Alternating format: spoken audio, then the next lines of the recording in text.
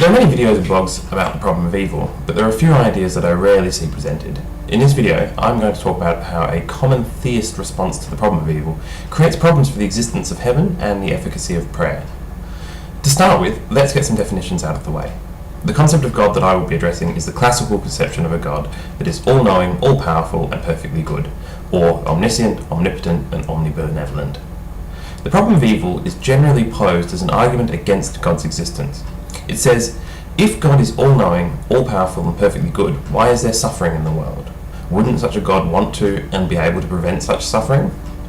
Before we get into the meat of my argument, I'd like to deal with a common theist response.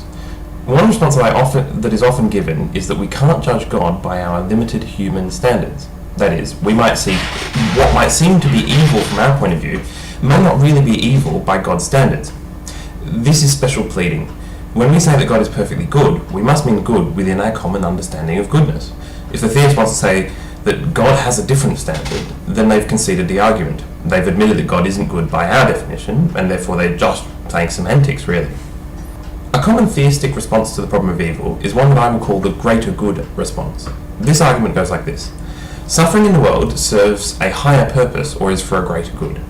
The examples are often of how people overcoming adversity become better people for it, or how it's the struggles in life that help us determine who we are. This argument can be appealing, so I'd like to spend some time addressing it in detail. Firstly, let's go back to the idea of a perfectly good God.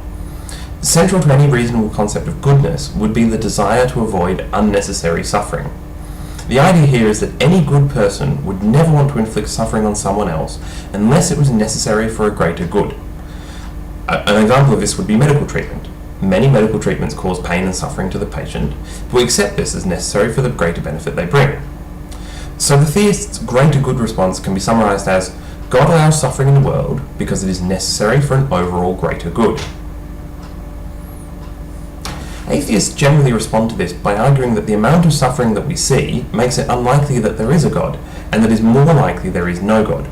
While I agree with this argument, there are several implications of the greater good response that are rarely examined. A simple corollary of the greater good response is that if God exists, we must live in the best of all possible worlds. That is, there is no way in which any individual act of suffering can be lessened without making this world worse off overall.